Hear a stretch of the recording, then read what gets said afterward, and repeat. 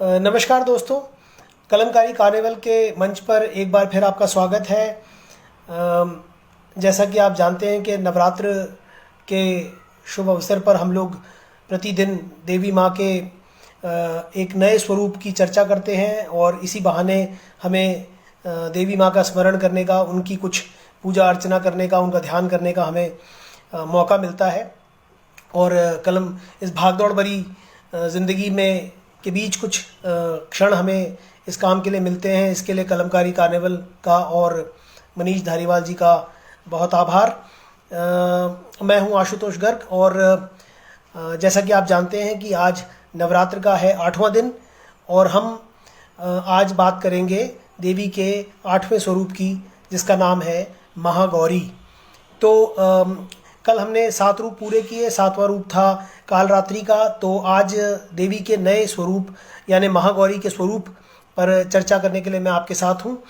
तो हमेशा के किसी भी रूप में जो देवी का कोई भी स्वरूप हो, वह जो है वो माता पार्वती का ही रूप है, जिन्हें हम शिव की अर्धांगिनी के रूप में जानते हैं।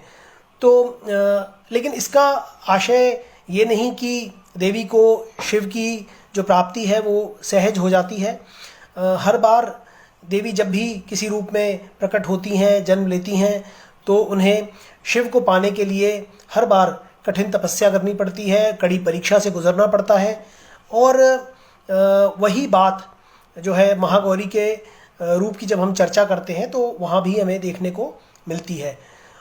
मैं आपको बताता हूँ कि जब के लिए उन्होंने हर तरह का आहार और यहाँ तक कि फिर बाद में जल भी लेना छोड़ दिया, उसका सेवन करना छोड़ दिया। निराहार निर्जल रहकर माँ पार्वती ने भगवान शिव की आराधना की और सैकड़ों वर्षों की लंबी तपस्या के बाद जो है वो शिव उनको प्राप्त हुए।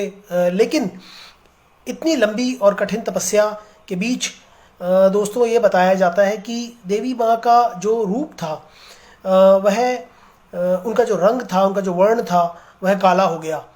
और क्योंकि वो सूरज में, धूप में, बारिश में, हर तरह की ऋतु में, हर तरह के मौसम में वो लगातार शिव की उपासना करती रहीं, जिसके कारण उनका जो रूप था वो थोड़ा बदल गया और उनके रूप में कालापन पैदा हो गया। उनकी काया भी दुर्बल हो गई, कमज़ोर हो गई वो। और फिर बाद में उनकी इस तपस्या से प्रसन्न होकर भगवान शिव ने जब उन्हें दर्शन दिए और वरदान स्वरूप जब देवी ने भगवान शिव को अपने पति रूप में प्राप्त करने की इच्छा, वह रंग काला पड़ गया था, उसे गंगा जल से स्वयं साफ करके धोकर उन्होंने उनके रूप को फिर से उज्जवल और सुंदर बना दिया। तो भगवान शिव द्वारा गंगा जल से धोए जाने के बाद जो देवी माँ का रूप कांतिमन और फिर से उज्जवल और धवल और निखर कर जो सामने आया, उसी कारण वो गौर वर्ण की हो गई और उनका जो नाम पड़ा वो था महागौरी। और इसीलिए इसी आधार पर ये इनका नाम है। दोस्तों बताते हैं कि माँ का जो रूप था वो इतना सुंदर और धवल हो गया कि उसकी तुलना चंद्रमा की उज्ज्वलता और कभी कभी शंख की जो धवलता होती है, आपने देखा होगा शंख कितना उजला और साफ होता है, तो उस तरह के रूप की, उस तरह की कांति, उस तरह की चमक की तुलना जो है वो देवी माँ के रूप से की जाती है और इस कारण उन्हें ये नाम दिया गया महागौरी। तो ये एक कथा हमें मिलती है महागौरी के रूप की। बहुत ही शांत और सौम्य रूप है देवी का। अगर मैं आपको इनके वाहन के विषय में बताऊं तो वाहन को लेकर भी लेकिन एक और विशेष बात अगर आपने देवी माँ के रूप में देखी हो तो वो ये है कि वो जिस वृषभ पर बैठी हैं उस पर एक नीचे मृग चर्म, माफ़ कीजिए, सिंह चर्म जो है वो बिछा हुआ है, शेर की खाल है। और वृषभ के ऊपर आमतौर पर ये रूप देखने को नहीं मिलता, लेकिन महागौरी का जो रूप है उसमें आपको वृषभ के ऊपर एक शेर की खाल भी दिखाई देगी। तो इसके बारे में एक हमें रोचक प्रसंग पढ़ने को मिलता है, वो ये कि जिन दिनों जिस समय देवी माँ उपासना कर रही थी वो अपनी तपस्या में लीन थी। तो वन में उस समय घूमते हुए अचानक वहाँ एक शेर आ पहुँचा और वो भूखा था और उसके मन में माता को खा जाने की इच्छा पैदा हुई, लेकिन उनके तपस्या के प्रभाव से वह शांत रूप से वहीं बैठा रहा और चुपचाप माता को तपस्या करते हुए देखता रहा। शायद वो प्रतीक्षा कर रहा था माता की तपस्या पूरी हो जाने की।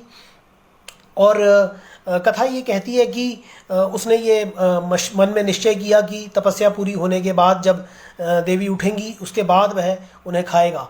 लेकिन दोस्तों, देवी माँ की जो तपस्या थी वो इतनी लंबी चली और सैकड़ों वर्षों की तपस्या बताई गई है। तो इस बीच वो शेर इतना दुर्बल हो गया, इतना कमज़ोर हो गया कि लगभग उसकी जो स्थिति थी वो मरने जैसी हो गई। और जब देवी की तपस्या पूरी हुई तब तक शेर की जो स्थिति थी वो बड़ी दयनीय हो गई थी और उसके अंदर ताकत, उसके अंदर शक्ति बिल्कुल समाप्त हो गई थी। वो खुद मरने जैसी स्थिति में पहुंच चुका था। तो जब देवी ने आंखें ने उस शेर को उस दयनीय स्थिति में देखा तो उन्हें बड़ी दया आई और उन्होंने उसे जो है अपना वाहन बनाने का निश्चय किया। लेकिन शेर जो है वो उसकी स्थिति खराब थी, तो इसलिए उसका जो चर्म था वो माता को काम आया और उन्होंने वृषभ के ऊपर, आप उसे उस सिंह चर्म को देख सकते हैं और उसके ऊपर फिर माता विराजमान है। तो महागौरी का ये स्वरूप भी निराला है, अलग है, बाकी अब उनके रूपों से थोड़ा सा हटकर है। तो इस तरह वृषभ के ऊपर जो बिछी हुई शेर की खाल है उसके बारे में हमें ये प्रसंग जानने को मिलता है। तो ये माता के बारे में आपको जो कथा मैंने सुनाई उसके बाद मैं आपसे उनके स्वरूप पर थोड़ी और बात करना चाहता हूँ। देवी माँ की 4 भुजाएं हमें देखने को आप देख सकते हैं कि उनकी एक भुजा जो है वो अभय मुद्रा में है, एक वरद मुद्रा में है, यानी वरदान देने की मुद्रा में वो रहती हैं और उनके एक हाथ में त्रिशूल और एक में डमरू है। तो वरदान देने की जो मुद्रा है वो इस बात का प्रतीक है कि देवी माँ शांत हैं, सौम्य हैं और अभय मुद्रा भी इसी बात का प्रतीक है। अगर आप उनकी उपासना करते हैं, पूजा करते हैं, सच्चे मन से अगर आप देवी माँ को याद करते हैं तो आपको उनका आशीर्वाद, उनकी कृपा अवश्य प्राप्त होती है। जो लोग मैं एक और बात आपसे कहना चाहता हूँ कि जो लोग बहुत नियमित रूप से इन कथाओं को सुन रहे हैं, वो चाहे कथा के रूप में ही क्यों ना सुन रहे हों, लेकिन मुझे विश्वास है कि ये भी बात जो है और ये रोचकता भरे ढंग से इसको सुनना, इस रुचि के साथ इन कथाओं को सुनना, इससे भी देवी माँ की इसे भी सफ़ेद रंग के देखने को मिलेंगे। तो जैसे उनका रूप उज्ज्वल है, धवल है, उसी तरह उनके आभूषण और उनके वस्त्र भी श्वेत हैं और इस कारण उन्हें एक और नाम मिलता है, वो है श्वेतांबरा या श्वेतांबर धरा। तो अंबर जो है वो वस्त्र को भी कहते हैं, तो श्वेत यानी सफ़ेद, तो सफ़ेद वस्त्र धारण करने वाली जो देवी हैं उनका नाम है श्वेतांबरा या श्वेतांबर धरा और यही महागौरी का रूप है। तो इनकी उपासना से आपको शांति, संपन्नता और सौम्यता प्राप्त होती है। ये भी बताया जाता है कि अगर किसी तरह का संकट जो है जीवन में अगर आदमी के आता है तो महागौरी की उपासना से वो संकट टल जाता है। तो इसलिए देवी माँ की इन नवरात्रों में आप उपासना करते रहें। आज अष्टमी है, 8वें स्वरूप पर हम चर्चा कर रहे हैं। कल नवमी और दशमी दोनों का कुछ मेल है। शाम को विजयदशमी यानी दशहरा मनाया जाएगा। तो कल आपसे एक और रूप के बारे में चर्चा करनी बाकी रह जाएगी, जो है सिद्धिदात्री का रूप। तो समय में शायद थोड़ा आपसे चर्चा में परिवर्तन हो सकता है, उसके बारे में सूचित कर देंगे आपको। लेकिन मैं आपसे ये अनुरोध कर रहा हूँ कि जितना भी समय बाकी है नवरात्र का, आप माँ का ध्यान अवश्य करें। और मंत्र के विषय में आप जानते हैं कि नवार्ण मंत्र मैंने आपको बताया था, एंग रिंग क्लिंग। तो हमने 7 वर्णों की चर्चा हम कर चुके हैं और आज है 8वां दिन। तो जो आज नवार्ण मंत्र का अक्षर है वो है वी।